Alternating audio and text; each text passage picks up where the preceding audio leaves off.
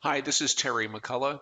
This screencast will cover how we can take data entered into a contact form within Gravity Forms hosted on WordPress and send that information directly into a SharePoint list.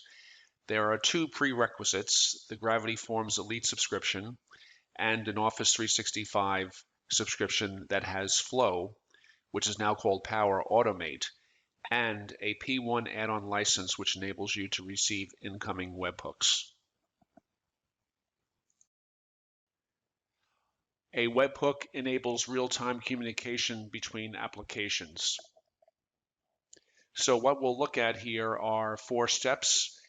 Having a working form, we'll use the multi-page contact form from Gravity Forms. We'll create a SharePoint list from the Gravity form. We'll configure the webhook, and we will then design a flow to create a SharePoint list item upon form submission. So let's get started. So what you can do first off is to search for the Gravity Forms demo site and then sign up for a 7-day trial. It's a great feature because you'll have the opportunity to try all the features of Gravity Forms. And once you have this set up and running, you want to make sure that the Webhooks add-on, which is found all the way in the bottom there, is activated. And for our purposes today, we'll be using the multi-page contact form sample right there.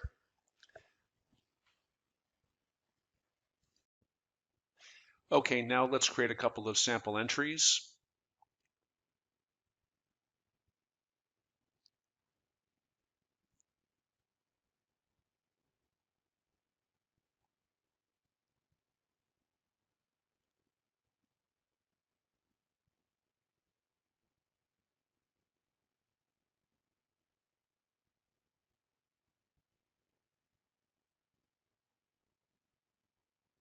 And let's take a look at Gravity Forms, and we'll see the 2 entries that were made.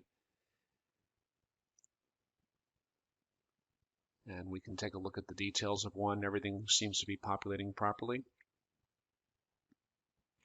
Now let's go ahead and export those 2 entries.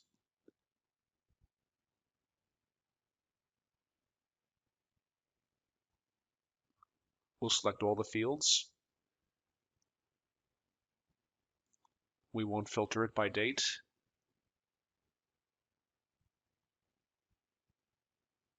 And now it's saved as a CSV file. Let's open that. Now let's save it as an Excel file. We'll save a copy as an Excel file.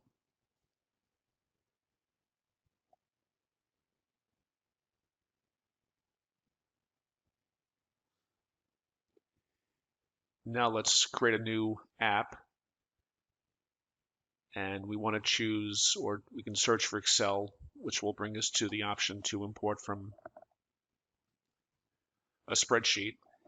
And this part is very important. Make sure you use Internet Explorer 11, and the SharePoint site needs to be in the trusted site zone.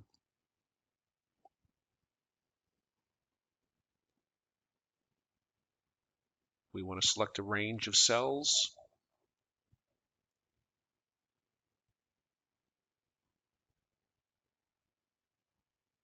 And this will then import into SharePoint.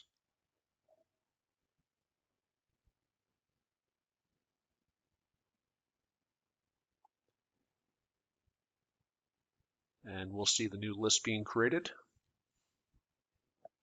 And there it is. There are the 2 entries.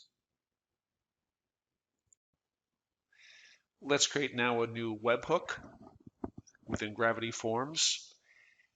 We'll leave the name as is, and the request URL, that will be the location as to where we are sending the form submission information.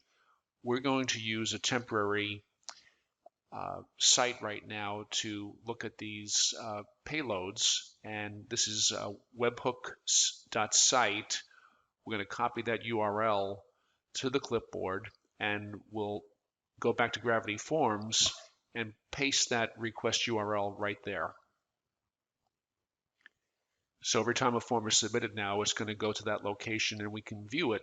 And this will help us understand the construction and the formatting of these JSON payloads.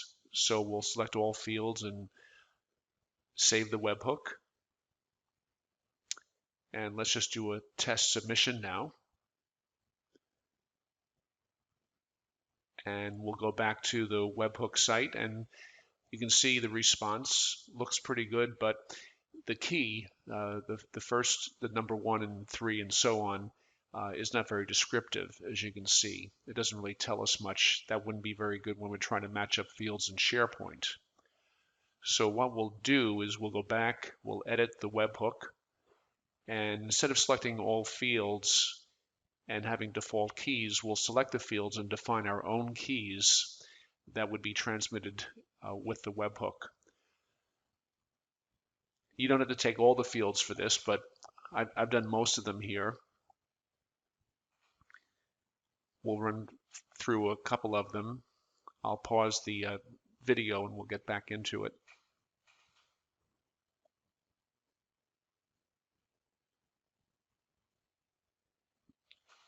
So now we have much more descriptive key fields for this. So let's save that again.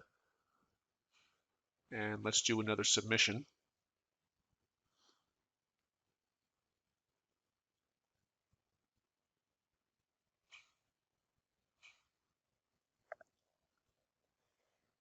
And now when we go back to the Webhook site, we'll see that there's actually 2 entries. We want to take the most recent one.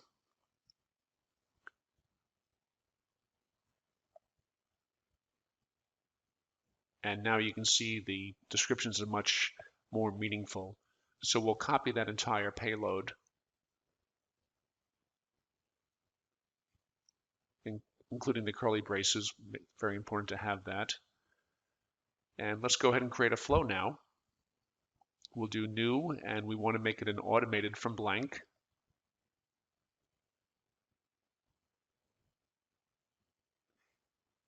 And we will be needing, this is why we need the P1 license, because this is an HTTP request we'll be looking for with the trigger. We'll search for that right there.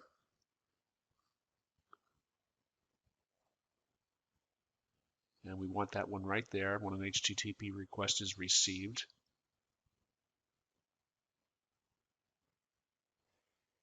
The post URL, we'll get that after we save the flow. And for right now, what we want to do is to paste that sample payload that we were just looking at in the webhook.site, paste that in there, and this will tell Flow what to expect when a webhook is sent over. And we'll save that, and the post URL, we'll have to copy that to the clipboard. Now we want to go to SharePoint and create a new item. Create item action.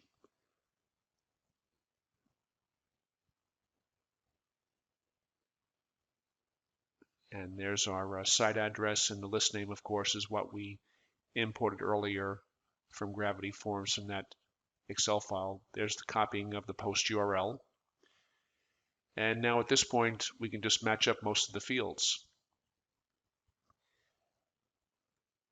There will be a couple of cases where the field in SharePoint is an integer or a number, and coming over from SharePoint, it's text, so we'll have to do a conversion expression, like for the zip code, I believe, is one. Let's see if that's the case. The zip code is not showing up under dynamic content. There's nothing there for it, so we're going to have to go to expression.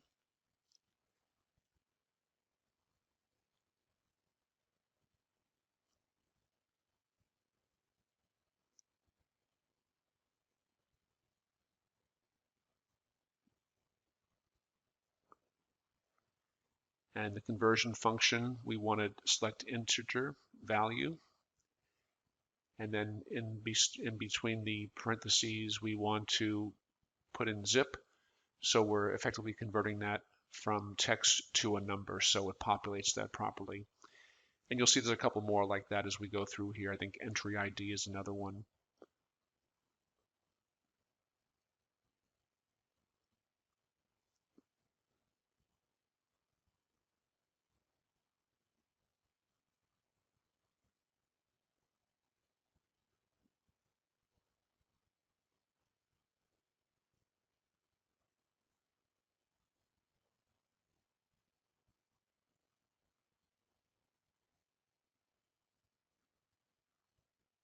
And there's a few fields that will not be used, but I believe that the IP address is one that we did capture. Okay.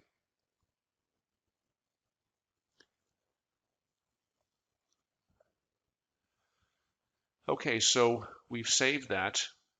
We have the request URL for the top trigger there copied to the clipboard because that was produced after we saved the workflow. We'll go back to our webhook again, and we're going to go ahead and update the request URL. Now, one thing you're going to notice about this is that the request URL right now is encoded, and if we were to paste it in there and save it, it would not save because of all of those extra characters like the %2. So there's another site to go to, and that's called URL Decode.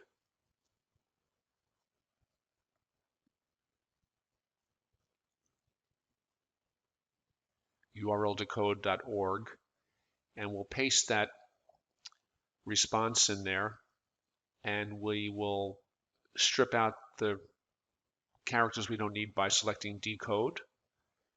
And now we'll copy that to the clipboard, go back to our Gravity Form webhook,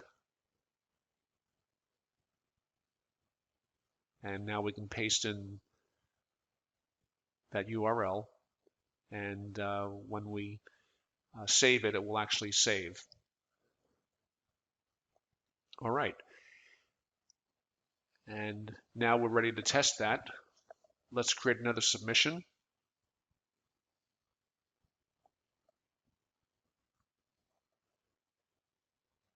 We'll save that.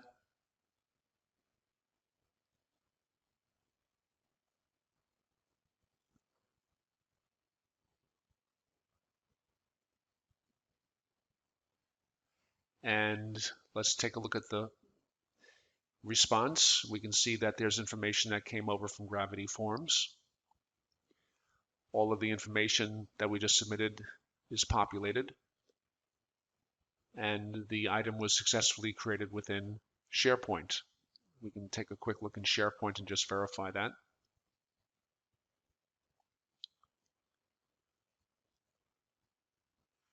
And there's the newest entry, the first one there.